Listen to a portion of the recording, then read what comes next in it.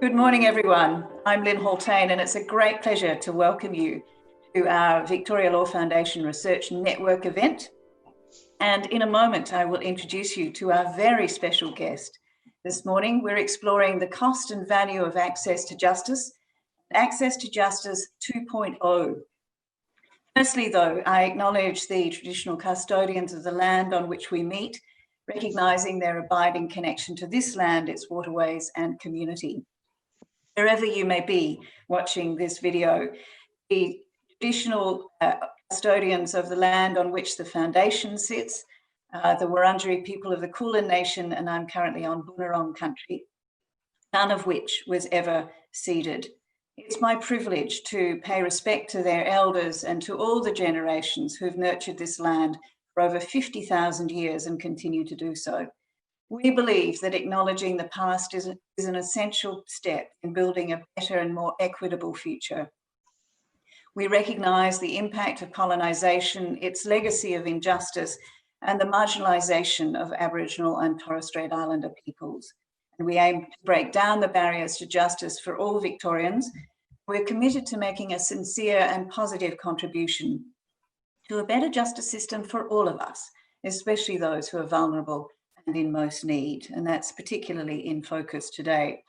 And just before we proceed, let me just run through a few housekeeping tips, which you may well have seen on the holding screen, to let you know that this is a webinar format rather than a meeting, so only the panelists will be seen and heard, and all other video is turned off and audio is muted.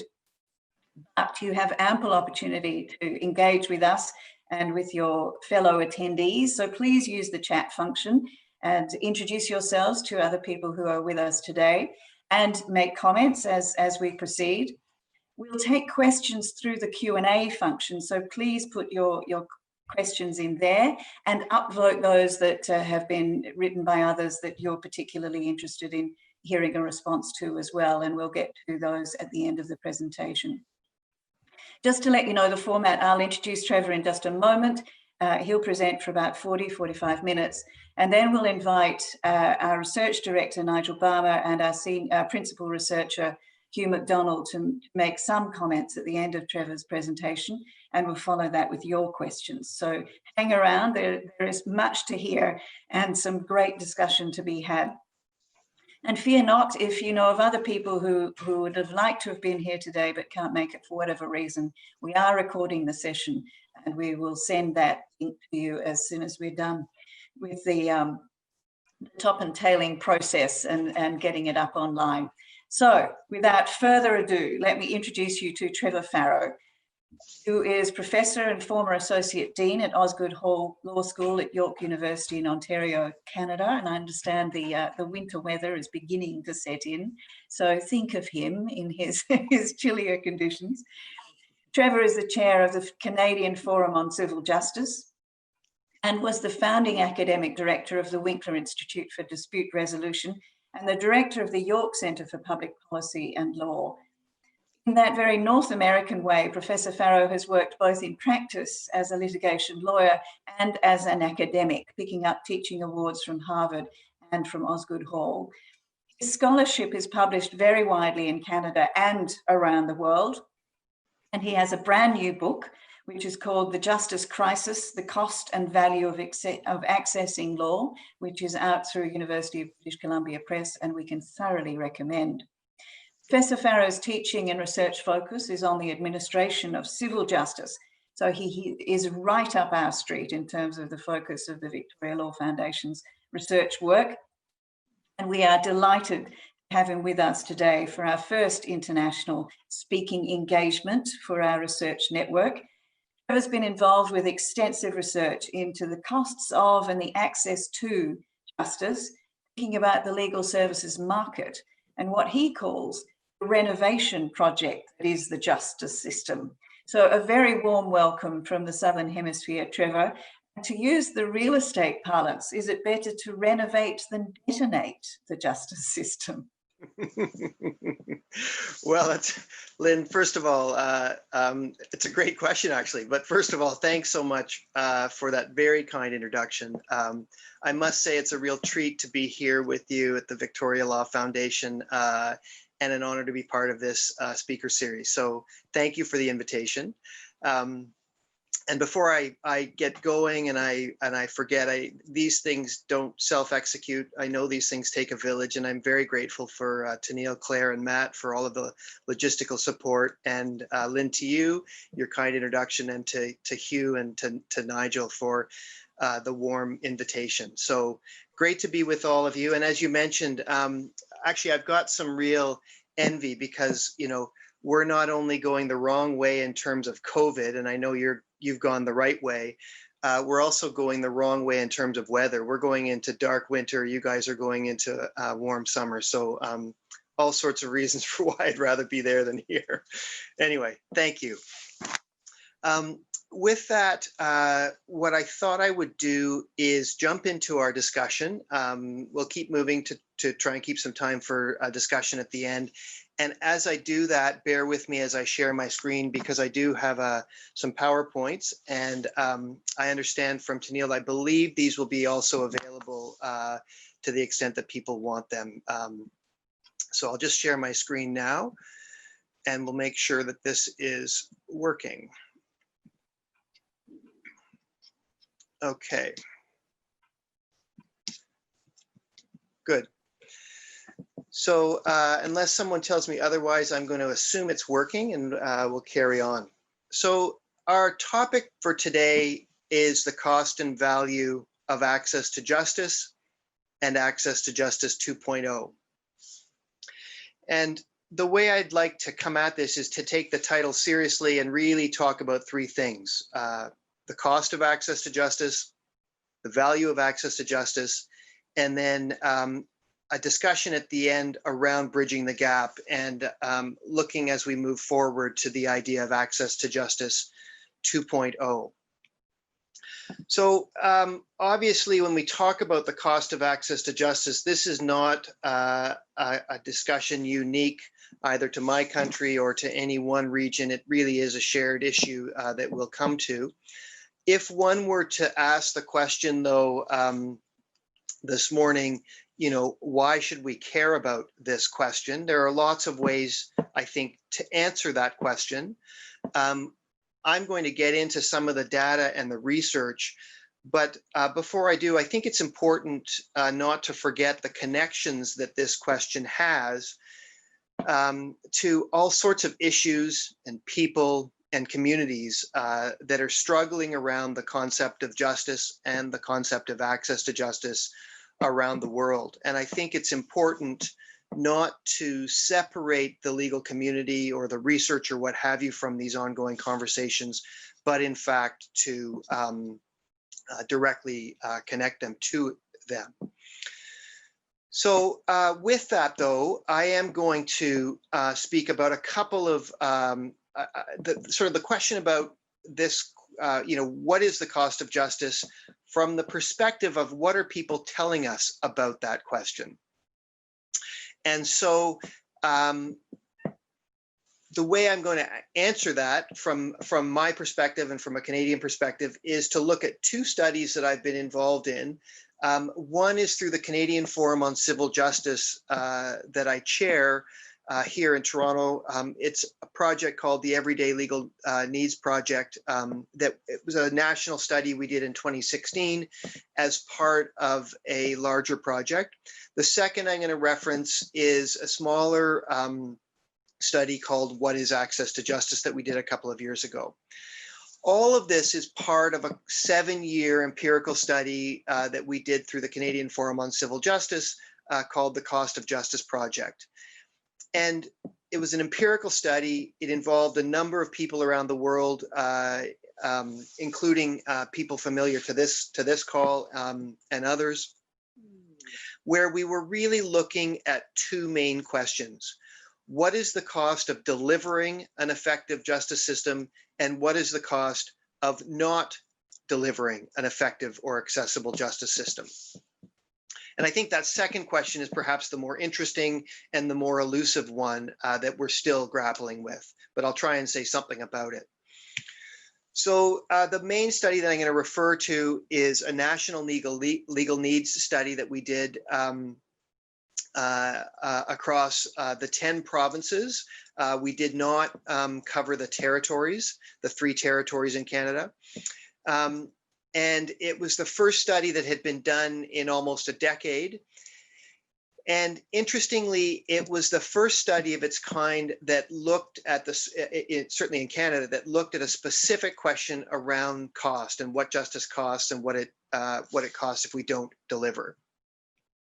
We found a number of things, and I'll move through the data fairly quickly. You know, Canada's population is a little less than 38 million. In this study, what we found was approximately half of Canadians, adult Canadians, will experience a legal problem over any given 3-year period. It's approximately 11 million people over that time period, or put differently, essentially all of us over the course of a lifetime.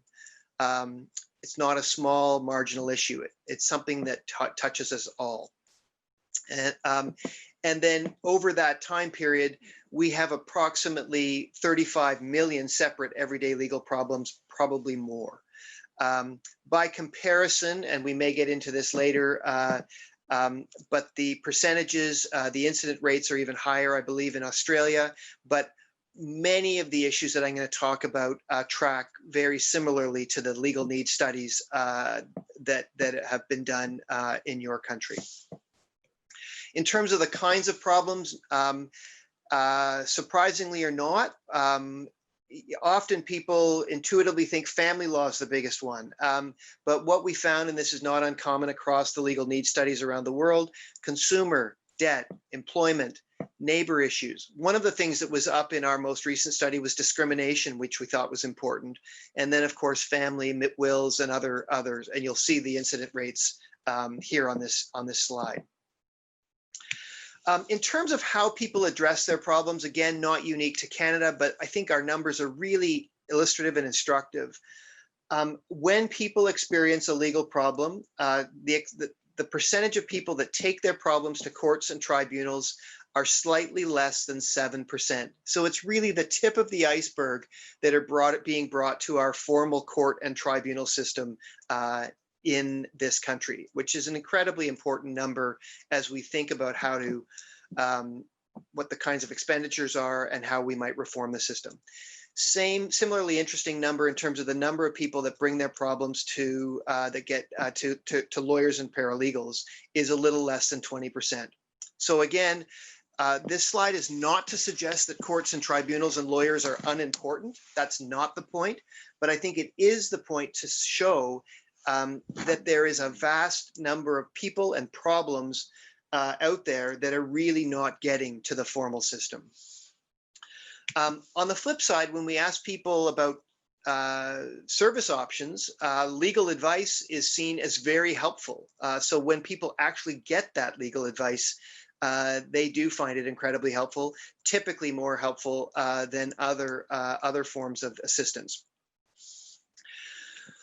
So what do we know about costs, which is the real sort of topic of this part of the presentation? Most people spend on average about $6,000 to resolve a legal problem. And when I first set out to look at this, I really, of course, in an absolute term, and our dollar is not wildly different than the comparison exchange rate to yours. Of course, it seems like a lot of money, but I had no idea comparatively. So when you start to look at it compared to what other people spend in terms of other expenses, it starts to come into sharper relief. So $6,100 is almost as much as households spend on food annually. It's almost half as much as Canadians spend on shelter. And so this is not an insignificant number when we think about these costs. And in terms of what people spend collectively, and I'm not talking about corporate expenditures, we're talking about individuals, it's about $7.5 billion annually to deal with their legal problems, likely much more. And that does not take into account all of the all of the, whoops, sorry. Whoop, here we go. I've just got to get this out of the way and back to where we were.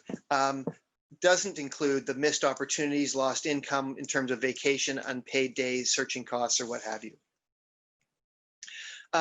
We also know in terms of cost that legal problems trigger other kinds of problems, emotional and physical, mental health, physical health problems, as well as loss of employment, social assistance, and knock-on costs on housing. So when we look at what those costs are, what we found on a very conservative basis that annually, with the legal problems that Canadians experience, it adds about $250 million in social assistance costs, almost $500 million in employment insurance, over $100 million in healthcare. And importantly, in Canada, we have a public healthcare system. This would be a wildly different conversation in the United States, for example. And then in terms of housing, we don't have an absolute number, but what we do know is from what we did find is that a significant knock-on cost in terms of loss of housing every year. And these numbers, as I say, are the base, the minimum, and we know that they're likely much higher. So the costs are not insignificant in terms of individual costs, spending, in terms of lost opportunity, and in terms of individual health and what have you. And then to summarize, these costs also get extended onto the state, which are obviously not insignificant. So that's the National Legal Needs study that we did to take a quick look at what we found in terms of costs of justice and costs of not delivering justice from what people were telling us.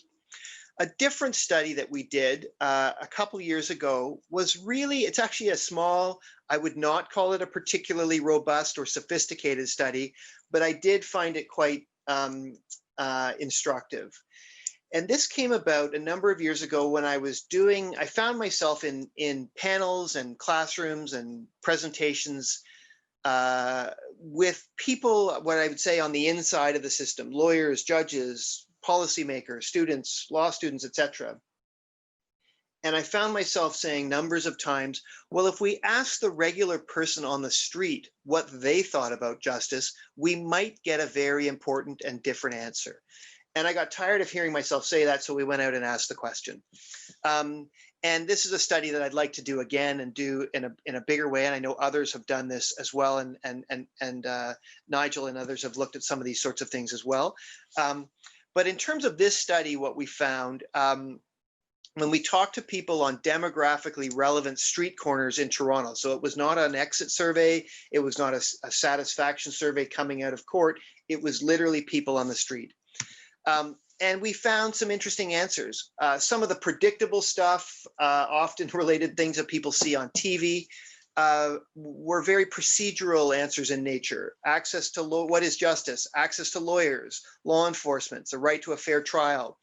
You do the crime, you do the time, that sort of stuff. When pressed, though, about what people want about justice and thought about justice, we started to see more outcomes-based or substantive-based answers. Define justice as access to society, fighting for women's rights, Native rights, being able to be an active participant in society. It's an issue of fairness, more than a legal issue. It's a moral issue, equality and inequality. And then at the end here, we're not even talking access to justice. We're talking access to food, to shelter, to security, to opportunities for ourselves and our kids. And until we deal with that, the other stuff doesn't make sense. So the idea of what people think about justice and maybe what they want from justice is what we were hearing from people on the street. And then when we ask the questions around what is access to justice, again, interestingly, and maybe not so flattering in terms of people's experience with the Canadian society and Canadian system, depends on what lawyer you can afford. The higher class have more access to justice. People with money, you know, and then we see the demographically relevant responses, and then all things from language, education, culture. All of those have impacts on whether or not people get meaningful access to justice. When we asked whether people think of whether justice is of fundamental importance, overwhelmingly people said yes. And should people have access, a right to access to justice? Again, overwhelmingly response said yes. And interestingly, on this last slide, the idea that justice should be equally important as other parts of our social services, like healthcare, and I'll maybe come back to that in a few minutes, where I think that's relevant. So where does that leave us with that discussion around cost? What we know is that there are about 35 million legal problems in a given 3-year period.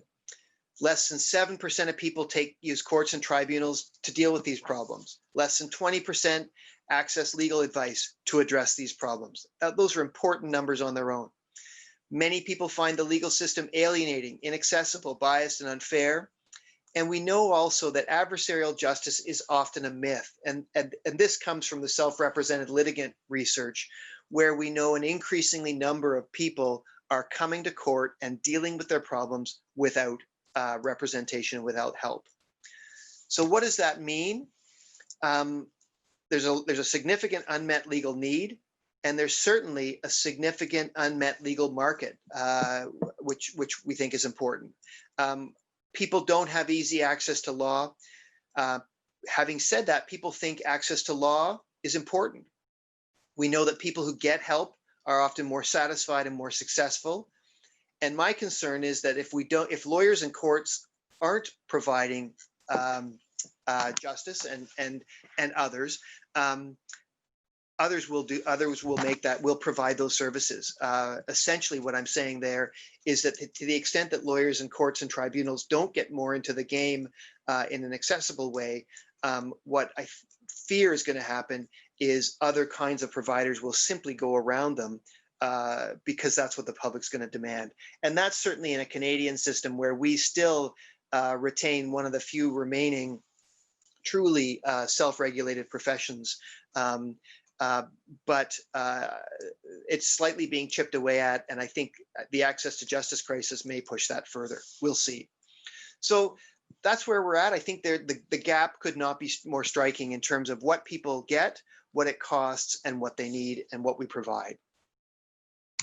Obviously, this is not just a Canadian issue, and there are others on the call who know this research better than I do. I'm somewhat familiar with it, but I know that there's terrific Australia-wide surveys in terms of legal needs stuff, certainly Victoria-specific research. There's a great recent, and then the World Project, the Rule of Law Index that took from the Australian context also speaks to these issues. In terms of how people experience it and what they think about justice, there's a great Victoria Law Foundation report called Law, What Is It Good For? I highly recommend it, by Nigel and others. And very recently, from our colleagues in the Law and Justice Foundation of New South Wales, the Access to Justice and the COVID-19 pandemic, a great report as well. So I'm not going to go over all of that. I commend it to you, but I will say that the Canadian numbers, although the incident rates are slightly different, I think your experience with legal problems is slightly higher than ours. They are not wildly different. And then, of course, this is not simply a country-specific kind of problem.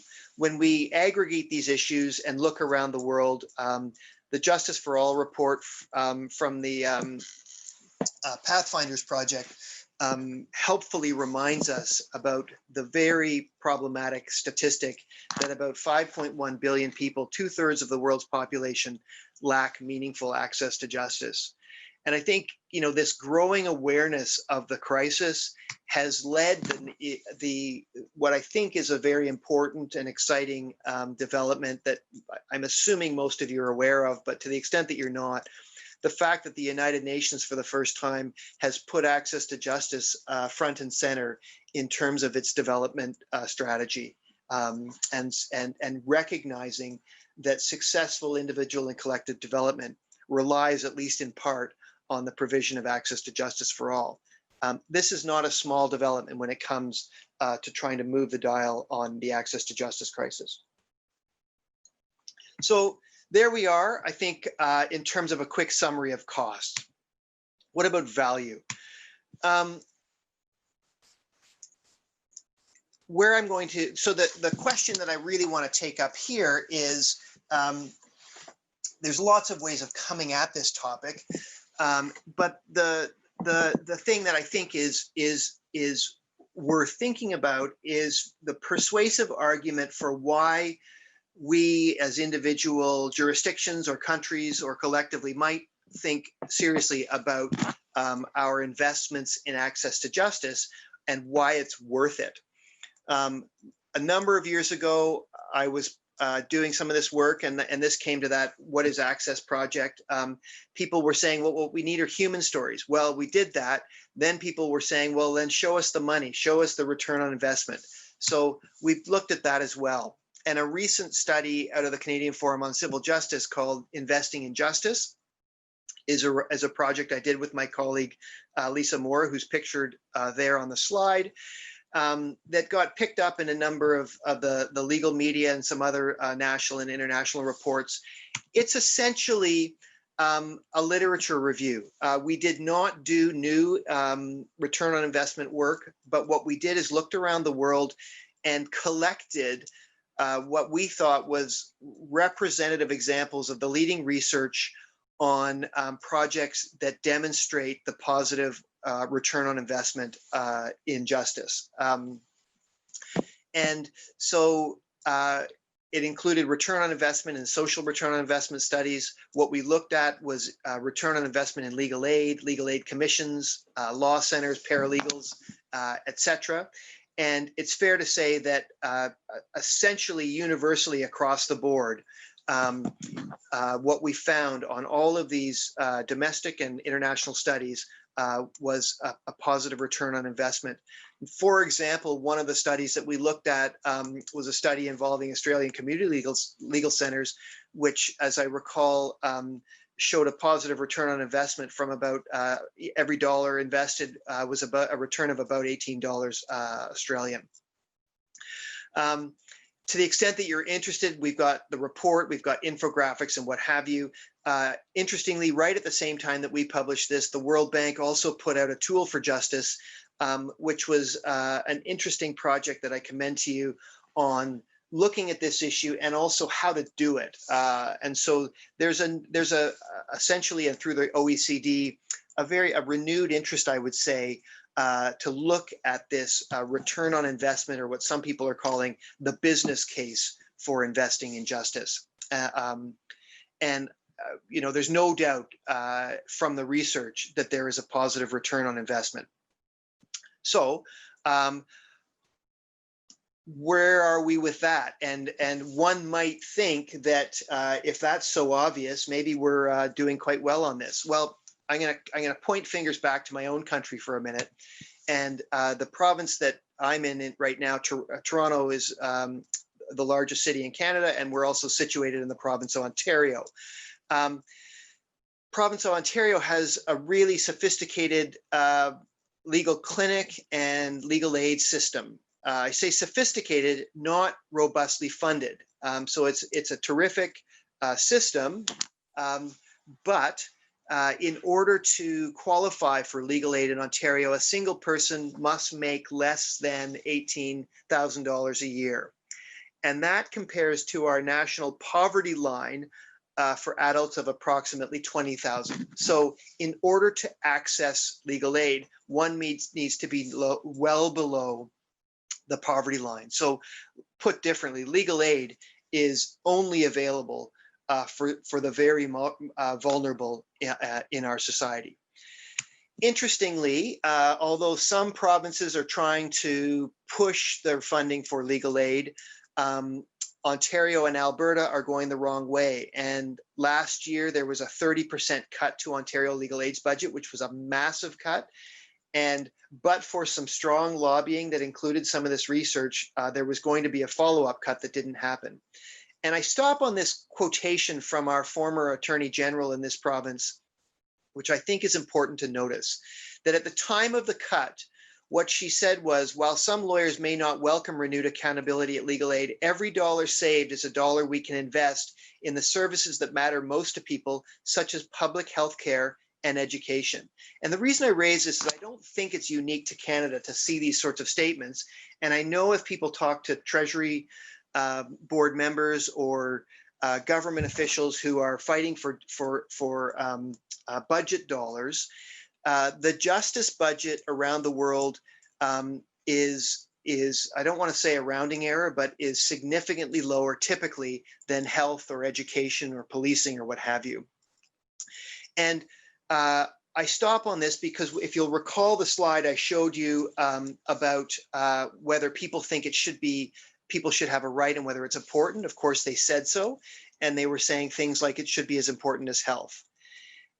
And when we look at that return on investment data, what we see is statements like this are belying an understanding of a false economy. In fact, when a dollar saved here will cost those healthcare and education dollars or sectors way more in the end. And so this sort of thing is the kind of opinion, whether it's at the public or government level, that we need to shift in order for people to understand the importance of that investment. I'll come back to that. So in my last few minutes, I now want to come to the third sort of part of this session, which is a little bit of a where are we going next? And it's a collection of slides and ideas.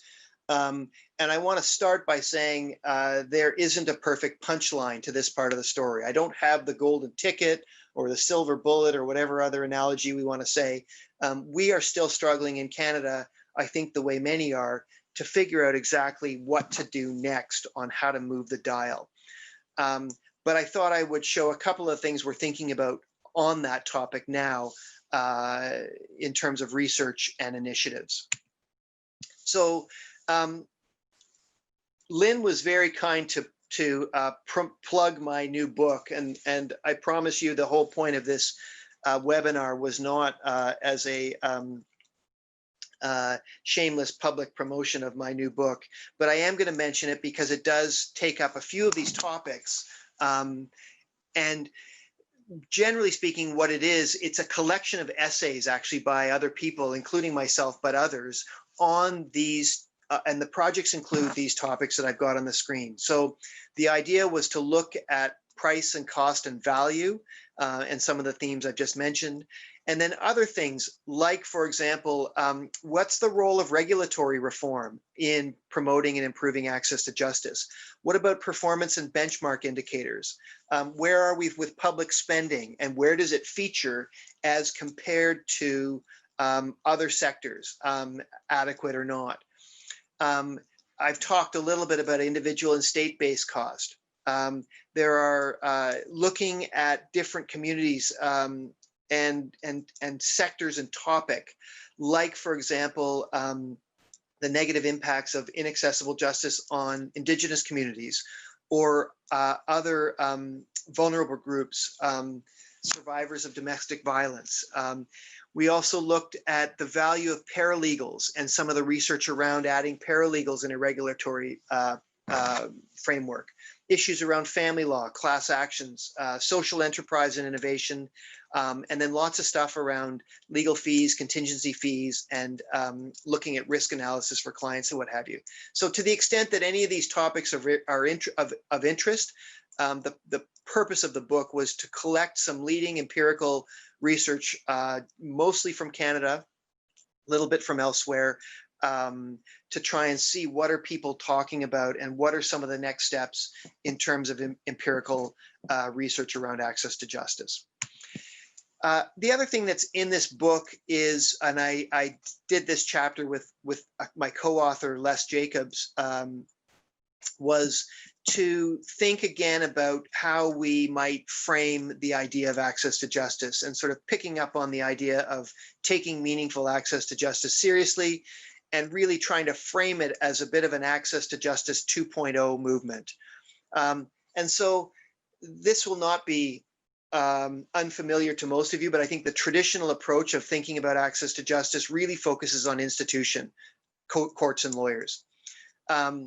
Through the very powerful work of people like Hazel Genn and her colleagues at the University of College London, and also importantly, people like Nigel Balmer and Hugh MacDonald, and the work that Lynn and others are doing at Victoria.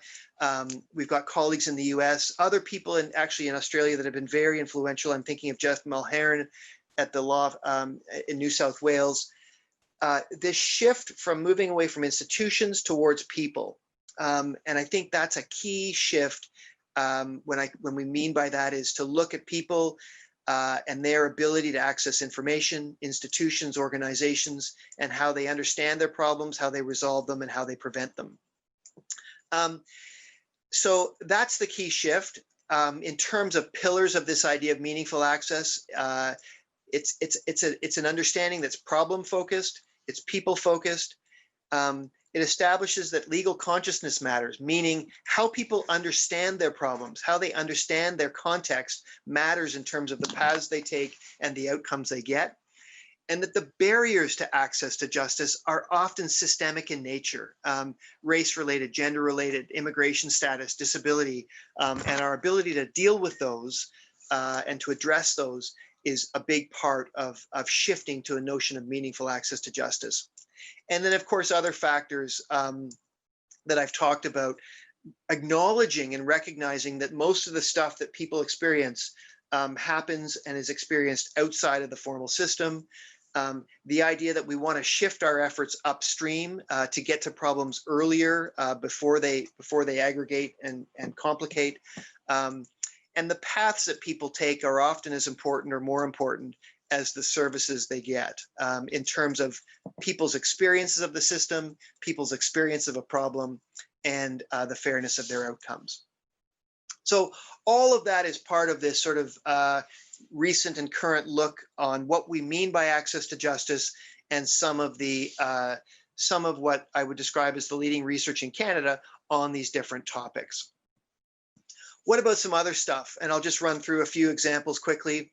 It's exciting for us. The Canadian federal government is going to use essentially the premise of our national legal needs study and some of those kinds of studies to roll out a much larger legal needs study in Canada this coming year. So to the extent that you're interested in that, look out for that.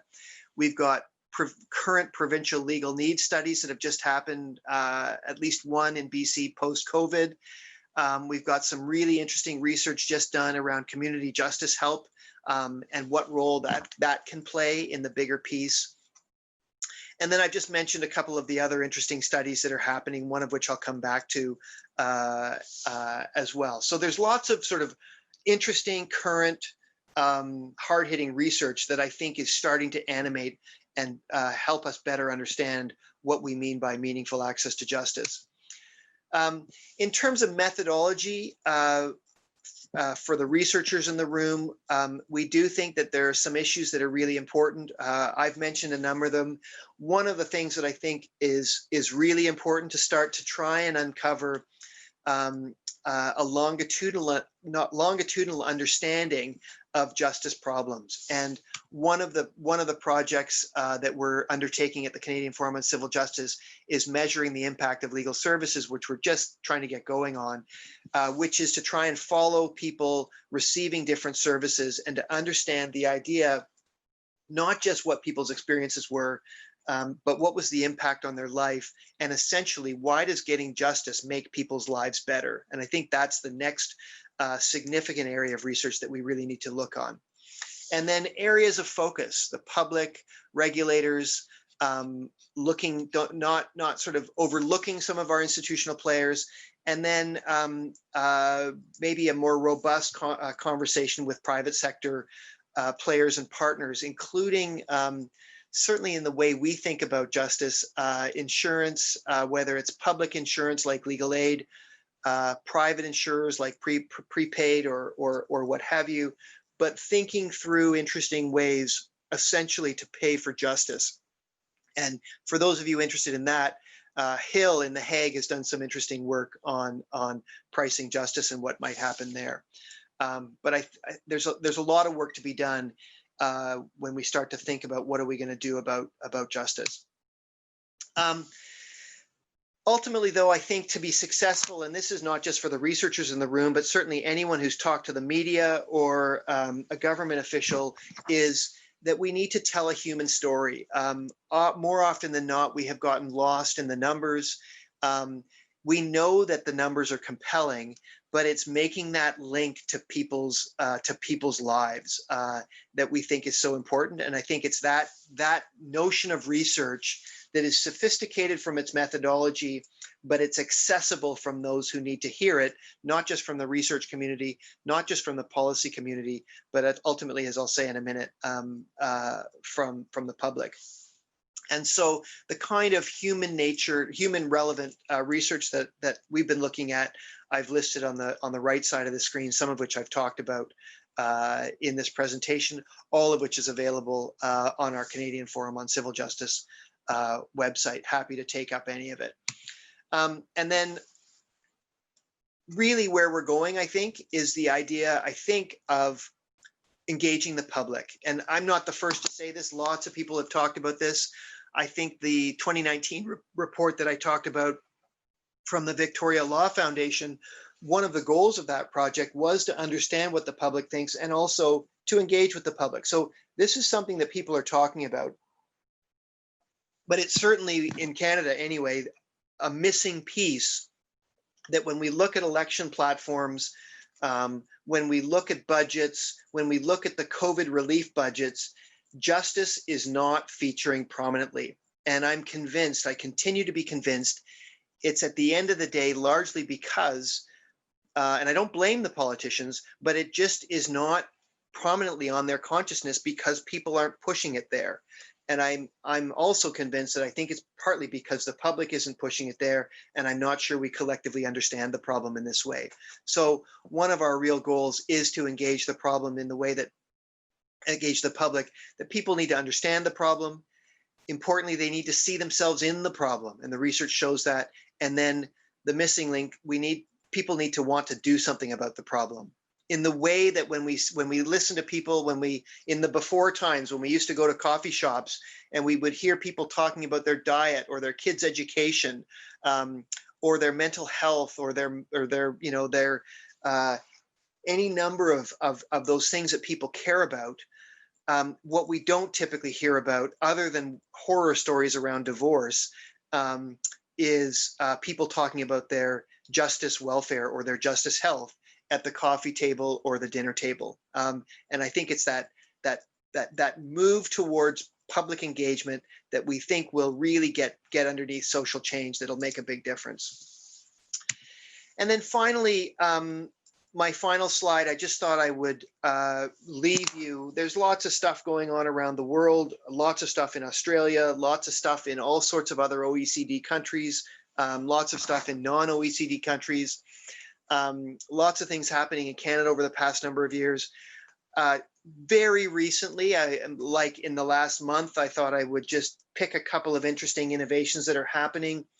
In the Law Society of British Columbia on the west coast of Canada has just launched its Innovation Sandbox, which essentially is welcoming proposals from the private sector or others to bring to the Law Society interesting ideas, whether it's about regulation, whether it's about the delivery of legal services and access to justice generally, where the Law Society can partner up or at least make a home for interesting innovations that are not simply thought about by the leaders of the profession, but that are really opening it up to the public.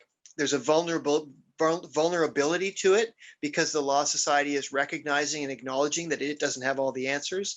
And there's an excitement to it in the sense of opening up this sandbox in a way that we hope will be really exciting. And then on the other side of the country, just for fun, I picked Canada's first online dispute resolution for family law. We've got a really interesting dispute resolution tribunal in BC that's been cited around the world that has been quite innovative for essentially smaller matters and tenancy matters and what have you. Now what we've got in Nova Scotia is a public dispute resolution forum connected up to judges that offers a range of services, informal, negotiation, party-driven, all the way through to a hearing. And so there's some exciting stuff happening from regulators, from courts, and then of course, from others as well. And the last thing I'll mention, which I think is somewhat unique to Canada and has been fairly exciting, is our Action Committee on Access to Justice, which is a multi-stakeholder organization that's been around for over a decade, that includes members of the public. It includes all sorts of members from the legal community and others. And recently we launched our Justice Development Goals, which is building on the idea of the UN Sustainable Development Goals. And what we hope is, by essentially collecting these ideas of moving forward on access to justice, different provincial organizations, different individual organizations can start to see themselves in a more collective, collaborative map, where we start to avoid overlaps, where we start to avoid reinventing wheels. And we hopefully together can start to tell a more compelling, collaborative, and coherent story on what we're doing about access to justice. I don't want to overstate it. We haven't, the world hasn't changed yet, but I think the architecture's there, and the struggle now is a little bit shifting the culture such that people start to use it and see themselves in this collective effort, particularly in a country, I think, fairly similarly to Australia, which is regionally driven, in terms of law, regionally regulated, and so it's not always easy, but we're trying. So those are a few interesting current initiatives that are happening in this country on the ground, in terms of this overall project to shift from an understanding of cost to an appreciation of value, and thinking then, therefore, what are we going to do next in this access to justice 2.0 landscape? And I think, Lynn, with that, maybe what I'll do is I'll stop and maybe see if there's some commentary or questions. I have no doubt there is considerable commentary and questions. I've got heaps myself, so I might hold my own fire for a few moments and introduce Professor Nigel Balmer, whom you mentioned a couple of times, who's our research director at the VLF, together with Dr. Hugh MacDonald, who's our principal researcher, both of whom I think have been listening with great interest, and I'm sure they've got some observations to make to kick off our discussion. Nigel and Hugh, would you like to join us? Well, we'll start with Hugh. I'll let Hugh go first, and okay. I'll leave my image off if you don't mind, because I'm holding a tiny baby. The disembodied voice of Nigel Balmer. Hugh, do you want to kick it off? Yeah, sure. Yeah, Trevor, thanks very much. I always enjoy hearing you speak, and I feel like I'm on a fellow traveller with you, and so a lot of what you say always resonates with me. And so thanks very much for sharing your insights today with our research network. I think there's an awful lot that we can learn and share from each other as we are on, I think, a similar journey to access to justice 2.0. Canada is certainly one of the countries that I and we look to, because I think we do share a lot of similar bases. We have similar history, we have similar inherited institutions, we have similar legal and health architecture, but we also have, a similar history, I think, with colonisation and the intergenerational trauma of our First Nations peoples, who have remarkably endured and survived. We share similar federal systems and the challenges that federalism throws up in this space. You probably have the larger challenge with even more provinces. And I think we have similar public health assistance services and institutions, although you've got a national charter of rights and freedoms. I think we share similar geographical challenges. So we have large metropolitan areas and then vast populations dispersed across some very regional and remote areas. we tend to be a bit hotter, you tend to be a bit colder. But sort of more broadly, I think we are on a similar journey from sort of a traditional narrow approach to access to justice to something more meaningful and something broader, and where we recognise sort of the diversity of legal need across the community, and that there's no longer a place for sort of one size fits all solutions. We have to be incredibly nuanced in how we structure policy on some of these things. And I think you put up a really fantastic access to justice 2.0 research agenda there. And I think it overlaps with a number of things that we're doing and thinking here in Victoria. I'm particularly interested in, and I know there will be a number of people in Australia particularly interested in the work that you're doing around or kicking off around impact and outcomes, and what that sort of study looks like, and how you see that as being a missing part of the jigsaw. And so, you know, personally, I'm interested methodologically from it, but also in terms of that broader picture and how that information may be then useful for engaging in wider public discussions. Great. Thanks, Hugh. And Lynn, do you want me to jump in now? Do you want me to wait for Nigel? What do you want to do? Let's come to you now, Trevor. I think if you've got some responses maybe on the outcomes dimension, Sure. Particularly, because I'm absolutely sure that a lot of our people in the room would be really interested to hear more about that. Sure, I'll say a few things about that. And then I also noticed in the chat, there's a couple questions Yep. too, as well. So Hugh, thanks for that question. And so what we've done, and just in case people are interested, we do have on our Canadian Forum on Civil Justice website a measuring impacts tab, and we've got a couple of reports there. We're really at the front end, and I'm cautiously optimistic and a bit nervous about the whole thing because we haven't done it yet. We got some small, modest Law Foundation of Ontario money, which was very helpful to help us develop a methodology and to start to develop a network. What we're doing now is we're actually in that next sort of project funding, figuring out how are we going to roll it out. But the methodology that we've developed with some partners is a couple things. One is starting somewhat modestly to partner with some Ontario legal aid clinics that ideally also have students with them, which is going to probably be important for the practicalities on how we're going to do this. But there's essentially a captive audience of clients. We will pick several specific kinds of topics of services, specifically employment, landlord and tenant, and likely disability, and then look at two different types of studies. One is with a couple of clinics, essentially in a pilot basis, follow over the course of about a 12-month period, a collection of clients, and asking them the questions about what they were expecting, what they received, and then the follow-up question, how did it go and what was the impact? I'm summarizing, but that's the idea. And so that would be a particular kind of legal aid service tracked over 2 or 3 different kinds of topics.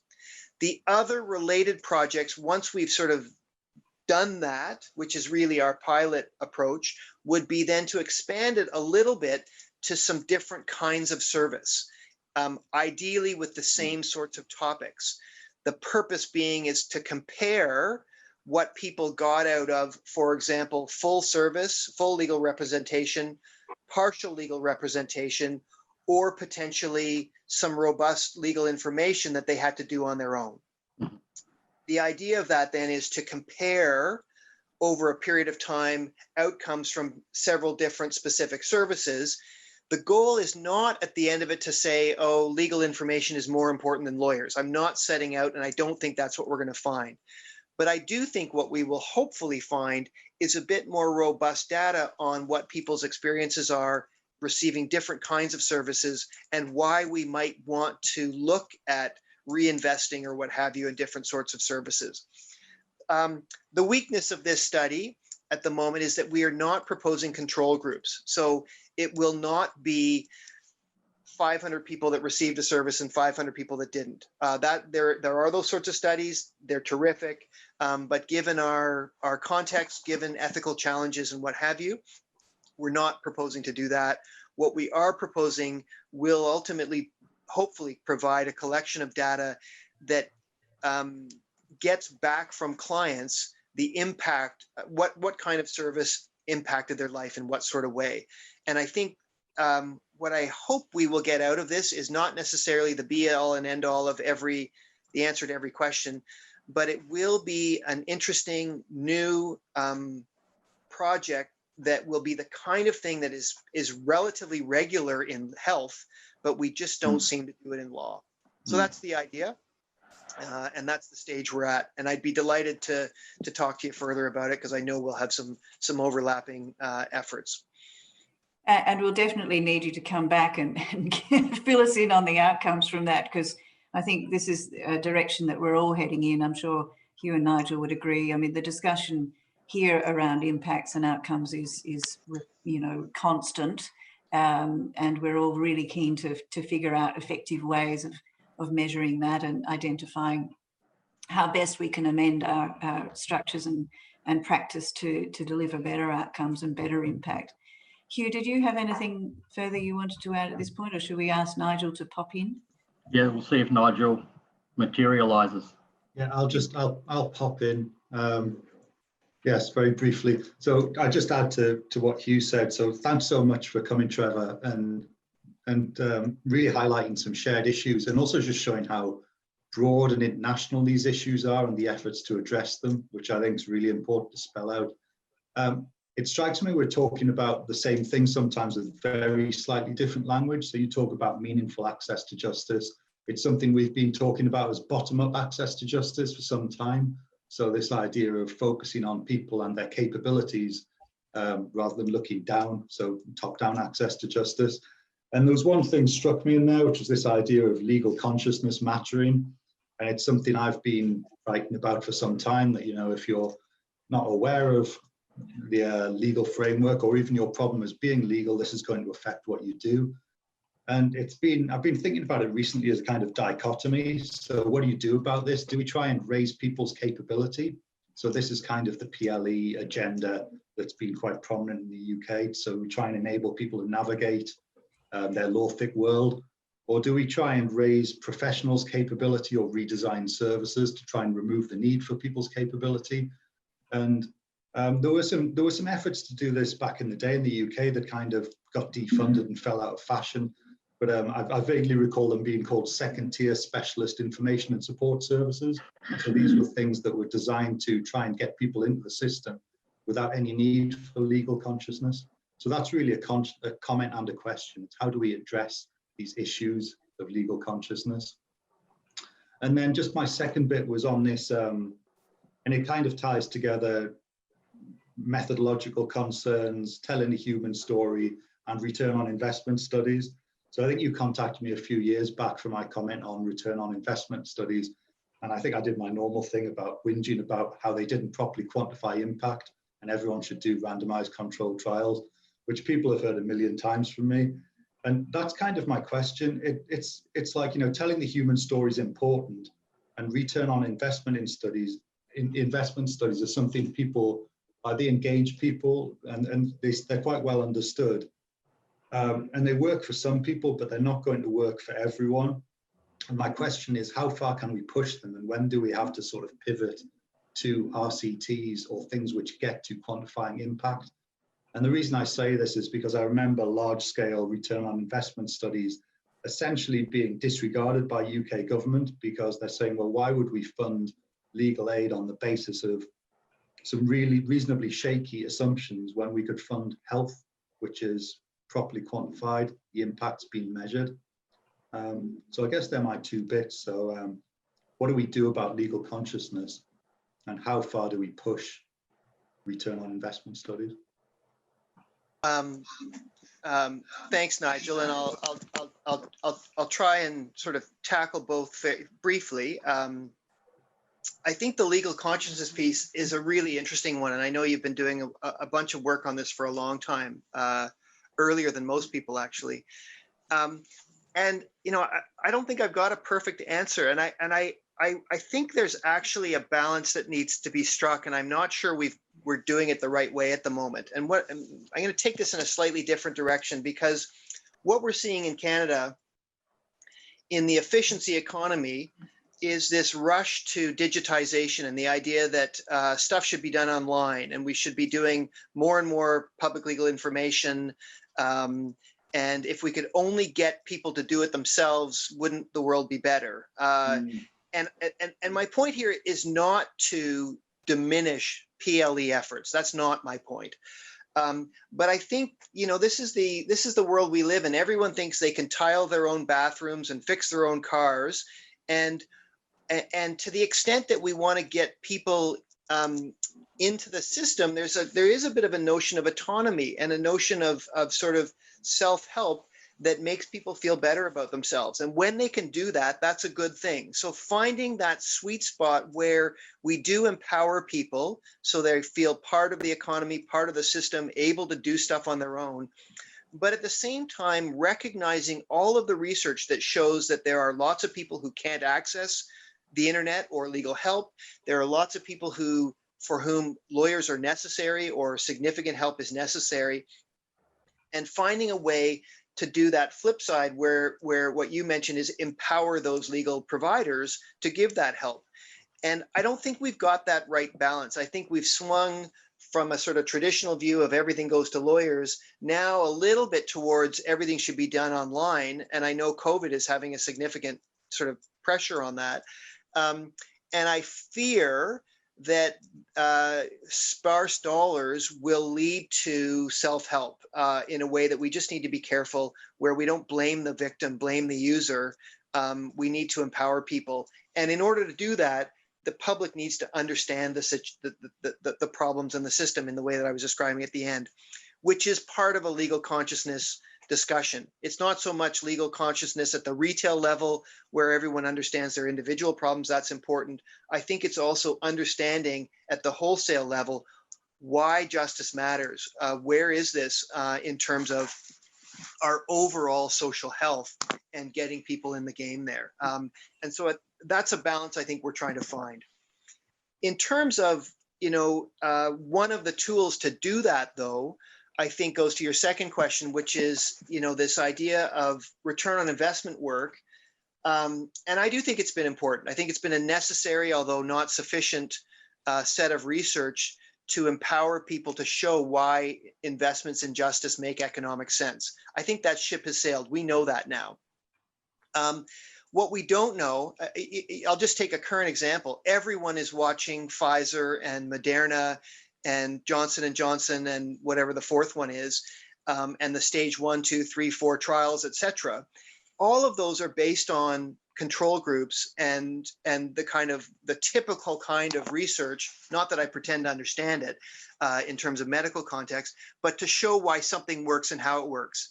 It is absurd that we aren't doing that in law. And we never really have in any meaningful, significant way.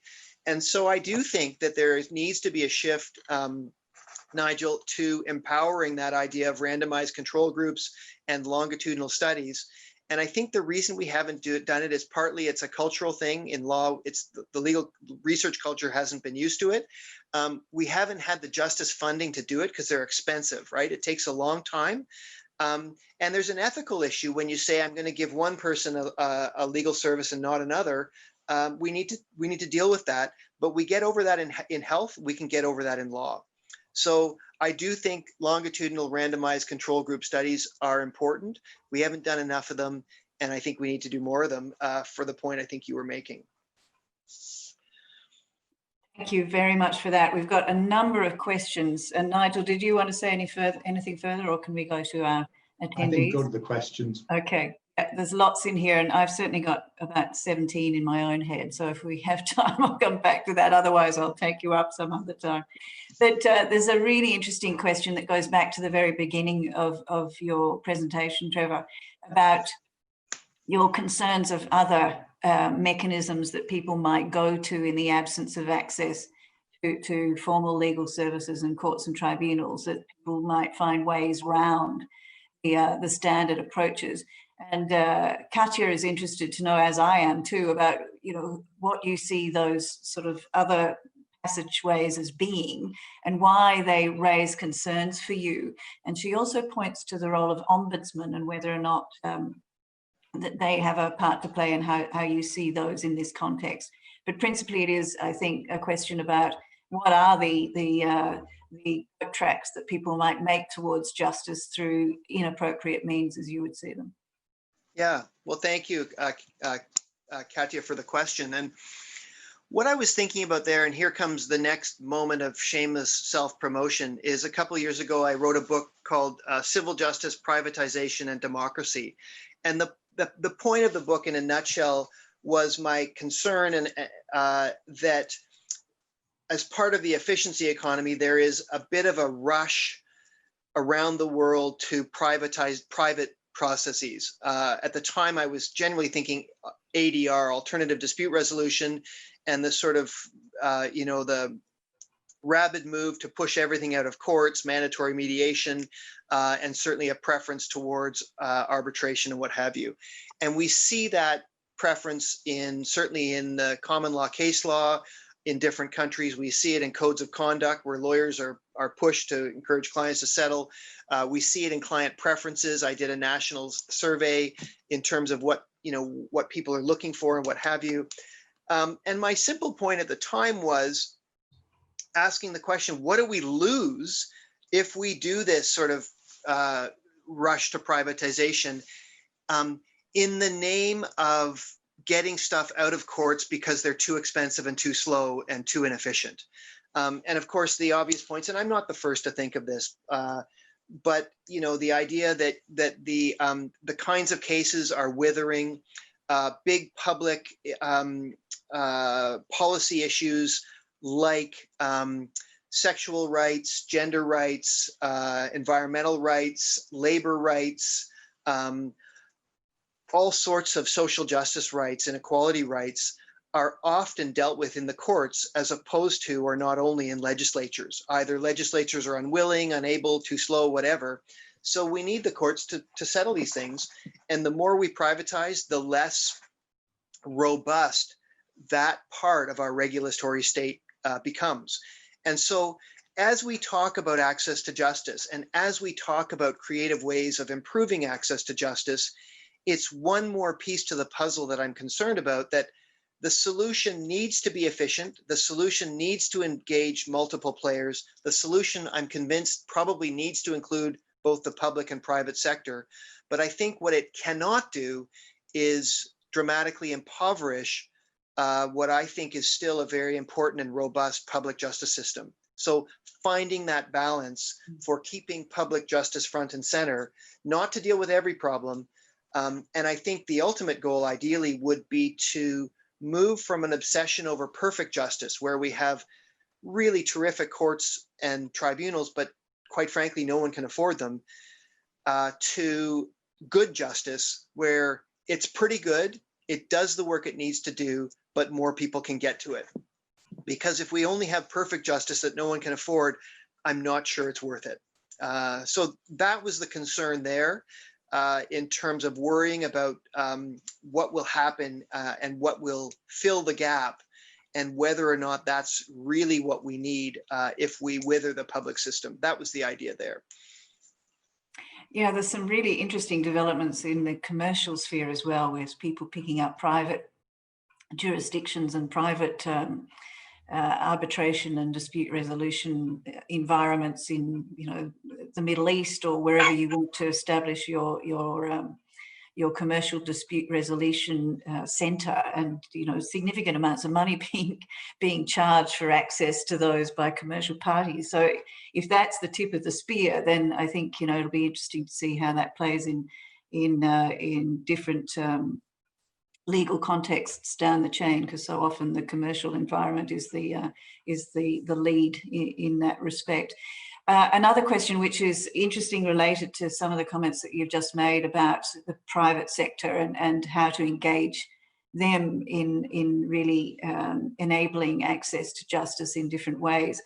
Going to tech, and what sort of tech-enabled solutions or responses you've seen presented through the private sector that might address some of the issues that we've seen through your research and ours about the huge numbers of issues in the civil space that people address every year?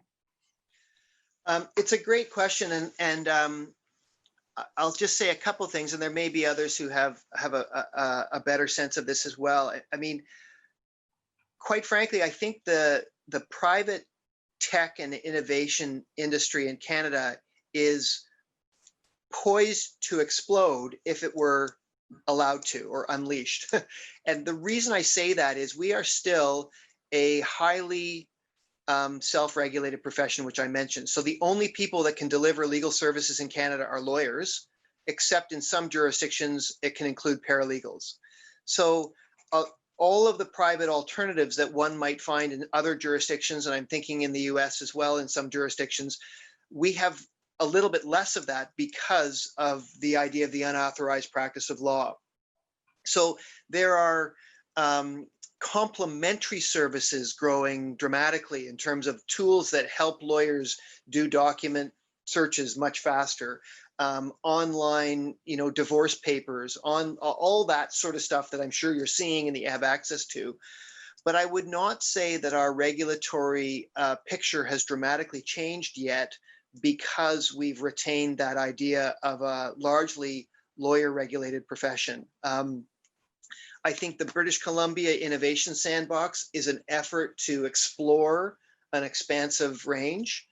The move into paralegals in Ontario and elsewhere was an effort to see what other kinds of providers might help. And certainly we've seen a lot of tech innovation around public legal information and some of the really interesting and sophisticated guided pathways and smart forms and what have you.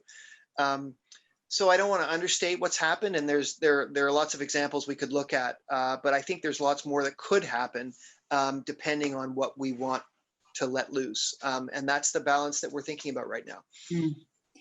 And we all are. Hugh, did you want to pick up on Amica, which of course has just been awarded the I Award for legal tech? Yeah, I think it's the government and public sector legal tech, no, any tech award. Yeah, so our National Legal Aid, funded by our Attorney General's Department, has developed kind of like an advance and development on the Dutch Rechtwijzer type of online tool to help people self-manage their way through divorce. And that is, I think, has beginning to show some promising developments. I also note, some of our law societies in some of our jurisdictions have also sort of done the same sort of innovation sandbox type of funds. So we do have quite a thriving legal tech industry, and particularly in Victoria, I would say Victoria is certainly at the forefront of that. In Australia, we have a number of legal tech companies that are based here, and our public service providers have been engaged with them to a remarkable extent, or compared to my experience in some other jurisdictions. So yeah, I thoroughly agree that we are on the cusp of real transformation beginning to happen. And of course, this has been sort of long predicted, that it was inevitably going to hit the legal sector. And, we've been talking about disruption and robot lawyers and robot judges and things like that for a long time. But I think we're at the point now where we may see quite rapid and significant transformation in the next 5 to 10 years. Mm. Yeah, no, I think so. I agree. And I don't want to suggest it's not happening. And as Hugh obviously is referencing and knows, and Lynn too,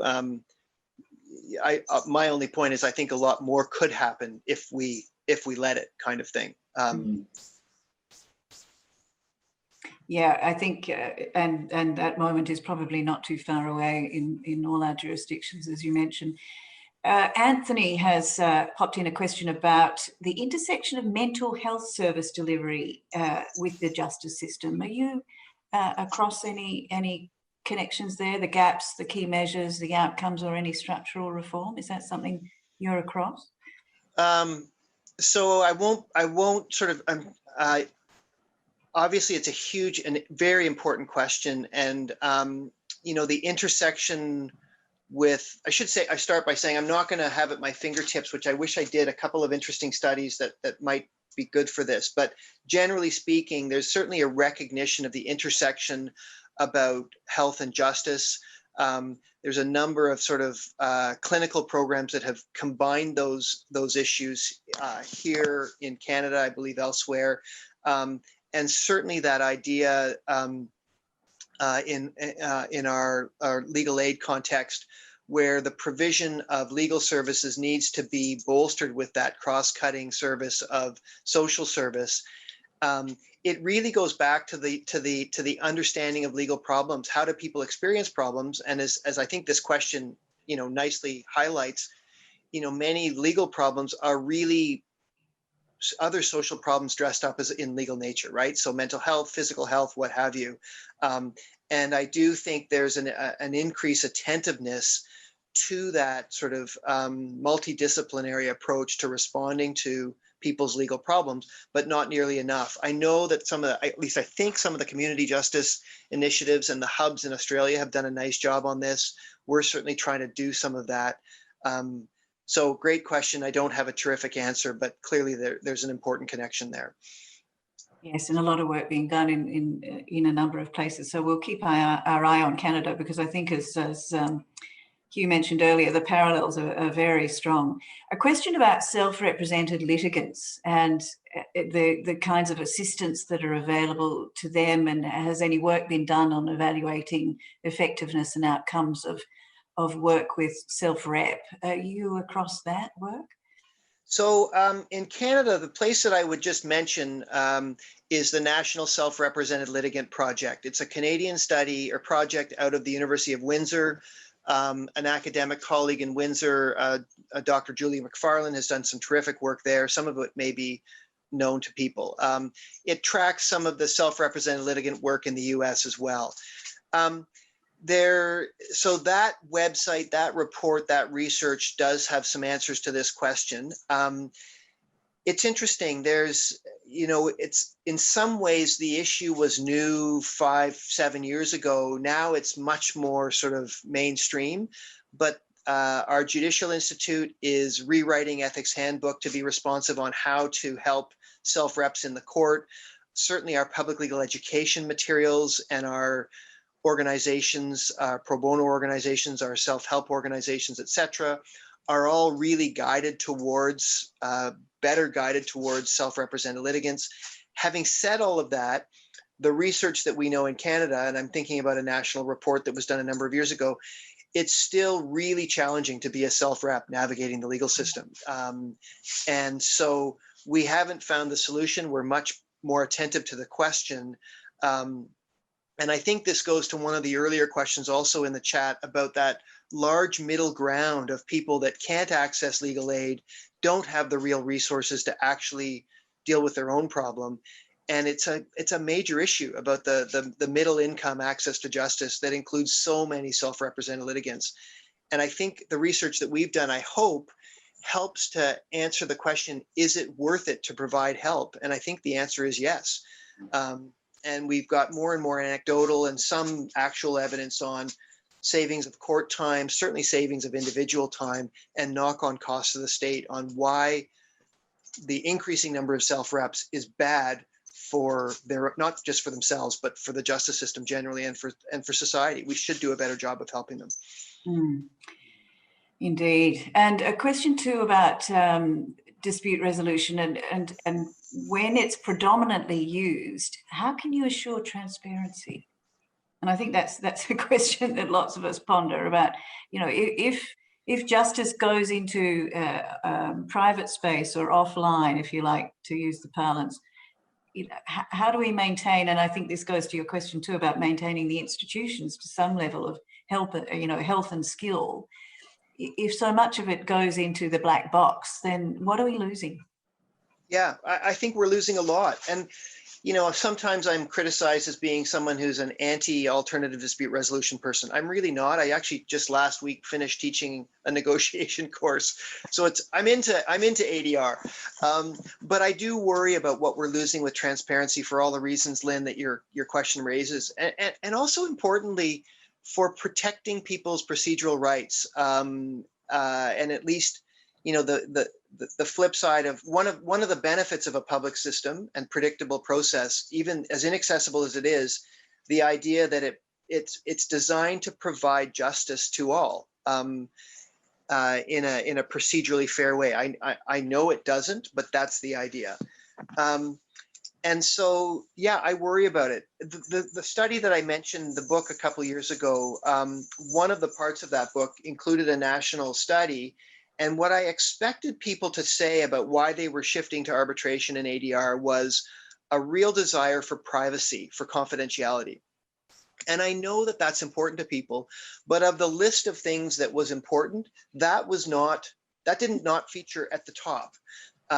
Predictable process, control over decision maker, timing, some speed, or what have you were the features.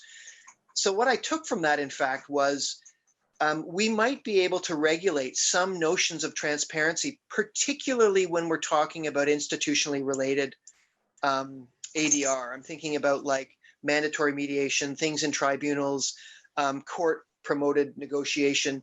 I don't think there's any reason to be too afraid of some sunshine clauses on at least the elements of settlement, at least the elements of process, so that we try and retain some of that transparency while allowing people the freedom to do some of that private stuff. It's a bit of a balance, but I think there's more to be done. And there are examples in some of our administrative tribunals, for example, that do publish results of negotiations and what have you, even though some of the details have been wiped out. Yeah, there's no reason why we couldn't, you know, have greater access with anonymized insights or decisions made more public, or even just the data around, you know, what was resolved. Josica, who's in our research team, puts the question about fear of the legal system and of authority, and whether or not that is cited as a barrier to people accessing justice. Fear of the system and authority. Is that something you've come across? Yes, in a couple places. The What is Access to Justice study that I mentioned, again, I want to acknowledge that it was a relatively small study, but we certainly found there people both distrusting the system, saying that it really was better for the rich people, for people that were not part of the more vulnerable communities. And then maybe one of the most powerful pieces of research that's really important for our country, and I know it resonates with some of the issues that you raised, Lynn, including your land acknowledgement at the beginning, is work around our Indigenous communities and the experiences that people have had accessing a system that has been very unsafe for them and that does not look like them and does not provide justice for them. We see that in domestic violence survivors and the reasons for why largely women don't bring their cases to court because of the fear of the system, because of the fear of re-victimization. We see that in some of the recent work around racism and fear of police, but generally speaking, authority. And so, yeah, I think part of the Access to Justice 2.0 movement and why in that meaningful access to justice, I mentioned that idea of systemic barriers that, you know, these are not unrelated issues, where I started that slide with Black Lives Matter and sort of the, you know, issues around indigeneity. I really do think it goes to some of the central questions of our time, that we need to see our research and our justice questions as part of those larger social movements. I think not just to bring relevance, but to really shine the light on the fear that so many people have in a system that doesn't look like them, doesn't represent them, and doesn't protect them. We'll take one final question from Chris Humphreys, who's been around justice for a long time and has been looking at this particular issue for a long time too. He raises the missing majority, as we've recently started calling it, the missing middle, as others have, and the fact that we've been aware of this disparity between people who are always going to need legal assistance, government-funded, vulnerable people of significant disadvantage with their legal problems at one end, and the financially able at the other who can afford legal assistance, to buy lawyers of their choice. But that vast majority of us in the middle, why hasn't the market responded more appropriately and better to that, significant opportunity that sits in the middle? And he puts it, why are there not more services prospering in that market, and what can policymakers do about that, if anything? Yeah, Chris, thank you for that question. And just I'll notice in the chat that Nigel has mentioned a book out of Canada called Middle Income Access to Justice, which actually it came out of a conference. I remember the conference, but it was designed to look in different ways, I think, at Chris's question. And that came out of, I think it was a 2012 conference. We're now 10 years later, and here we are talking about it. It's a vexing question.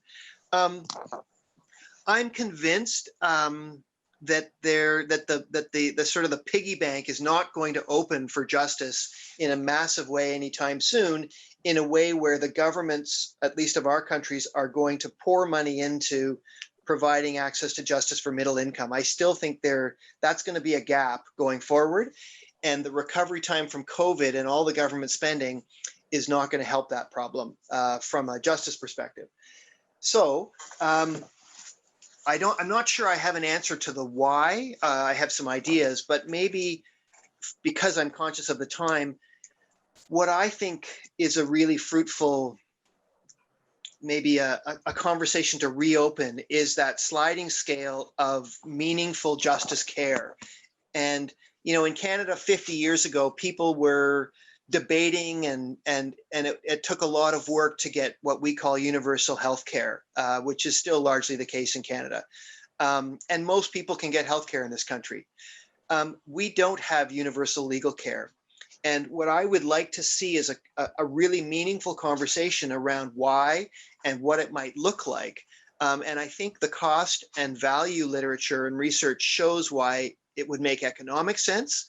I hope that some of the longitudinal and the impact studies that we may be doing now will show why it might matter on a personal sense and on a collective sense.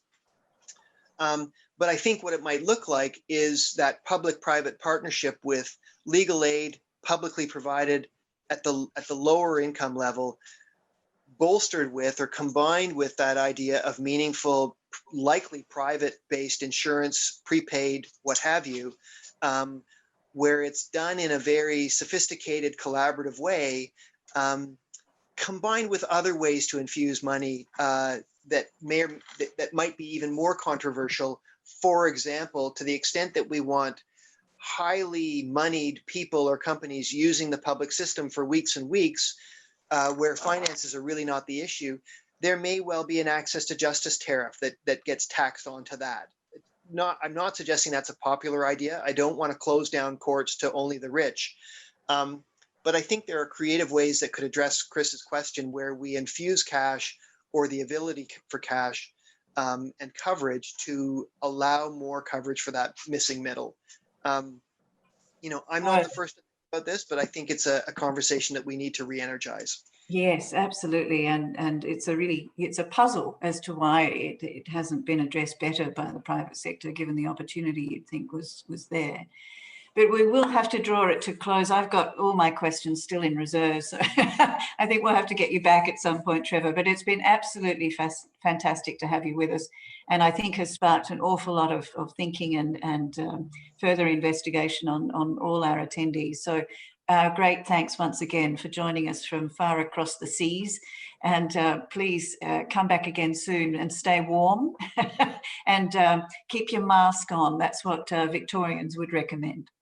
Absolutely. Well, agree with all of that. Thanks so much for inviting me. And I really, really appreciate the chat and the questions that were presented.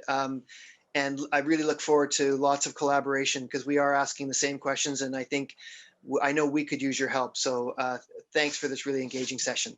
And we could certainly use yours. And thank you to all the attendees, and particularly to Neil and Claire and Matt and Jackie, who've made today possible. It doesn't happen without all their support. So thanks again for joining us for our Research Network event from the Victoria Law Foundation. We will be back again in 2021, and we'll probably keep it in an online format because it means we can rope in people like Trevor without too much trouble. And our first gathering will be in March of 2021. So if I don't see you in the interim, have a splendid Christmas and New Year. Stay safe, and we'll see you again next year. Thanks, everyone. Cheers.